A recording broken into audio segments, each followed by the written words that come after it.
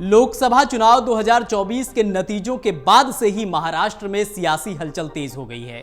इस साल के आखिरी में महाराष्ट्र में विधानसभा चुनाव होने हैं। ऐसे में लोकसभा चुनाव के नतीजों को विधानसभा चुनाव से भी जोड़कर देखा जा रहा है। लोकसभा चुनाव के नतीजों को लेकर आरएसएस के मुखपत्र में हार के लिए अजित पवार से हाथ मिलाने को बड़ा कारण माना गया था। भाजपा के बड़े नेता जहां इस मुद्दे पर कुछ भी बोलने से बच रहे हैं, तो वहीं दूसरी ओर बीजेपी के अपने कैडर में अजित पवार को लेकर असंतोष बढ़ता हुआ दिख रहा है। पुणे बीजेपी के उपाध्यक्ष सुदर्शन चौधरी ने एनसीपी को महायुति गठबंधन से हटाने की मांग की है। पार्टी की एक बैठक में भाजपा उपाध्यक्ष ने कहा कि अब बीजेपी के कार्यकर्ता अजित पवार के साथ सरकार बनाने की बजाय सत्ता से बाहर जाना पसंद करेंगे। आपको बता दें कि सुदर्शन चौधरी की गिनती उप मुख्यमंत्री देवेंद्र फडणवीस के करीबियों में होती है। शनिवार को महाराष्ट्र में भारतीय जनता पार्टी की कोर कमेटी की बैठक संपन्न हुई, जिसमें यह निर्णय लिया गया कि आगामी विधानसभा चुनाव को एक साथ मिलकर महायुति के रूप में लड़ेंगे। महाराष्ट्र में महागठबंधन में बीजेपी, शिवसेना और एनसीपी शामिल हैं।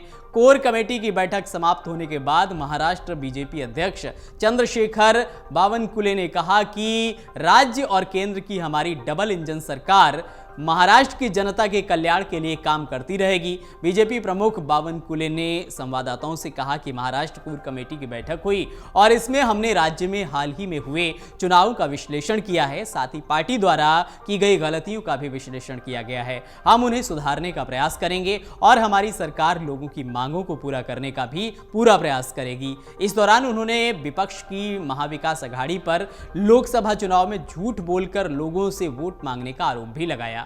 महाराष्ट्र भाजपा कोर कमेटी की बैठक में बीजेपी प्रदेश अध्यक्ष के अलावा डिप्टी सीएम देवेंद्र फडणवीस, केंद्रीय मंत्री अश्विनी वैष्णव और भूपेंद्र यादव समेत पार्टी के कई नेता शामिल हुए। बैठक में इस साल के अंत में संभावित विधानसभा चुनाव को लेकर विस्तृत चर्चा की गई। जैसे महाराष्ट्र के हर गांव और तहसील में घर घर जाकर लोगों को विश्वास में लेना। बीजेपी प्रमुख ने कहा कि वो सभी 786 मंडलों में जाएंगे और हर जिला स्तर पर पार्टी को मजबूत करेंगे। बावनकुले ने कहा कि हमारा एजेंडा तय है। 13 और 14 जुलाई को पुणे में कार्यकर्ताओं और पदाधिकारियों के साथ बैठक है, जिसमें 4000 से ज्यादा लोग हिस्सा लेंगे। इसके लिए हमने केंद्रीय गृह मंत्री अमित शाह जी को भी पुणे अधिवेशन के लिए आमंत्रित किया है। आपको बता दें कि बीते दिन डिप्टी सीएम और वित्त मंत्री अजित पवार ने महाराष्ट्र विधानसभा में चुनाव से पहले अपना आखिरी बजट भी पेश किया, जिसमें महिलाओं, युवाओं और किसानों पर खास ध्यान दिया गया। अजित पवार ने बजट में महिलाओं को बड़ी सौगात दी। सरकार ने 21 साल से ज्यादा उम्र की सभी महिलाओं को 1500 रुपए प्रतिमाह, कौशल विकास के क्षेत्र में युवाओं को 10,000 रुपए देने की घोषणा की गई। वहीं उन्होंने 40 लाख से ज्यादा किसानों के लिए कृषि बिल माफ करने की घोषणा की।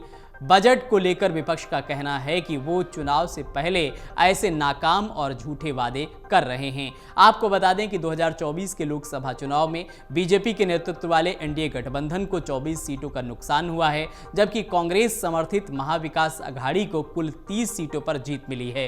बीजेपी को 9, शिवसेना को 7 और 1 सीट एनसीपी अजित पवार गुट को मिली हुई है। इससे सबक लेते हुए एनडीए के सभी दल आगामी विधानसभा चुनाव में जनता का समर्थन पाने की पुरजोर कोशिश कर रहे हैं। वहीं कांग्रेस को 13, शिवसेना यूबीटी को 9 और एनसीपी शरद चंद्र को 8 सीटें मिली थीं। अगर आप ये वीडियो YouTube पर देख रहे हैं तो हमारे चैनल को सब्सक्राइब करें और बेल आइकन को दबाना ना भूलें। अगर आप Facebook पर ये वीडियो देख रहे हैं तो हमारे पेज को लाइक करें।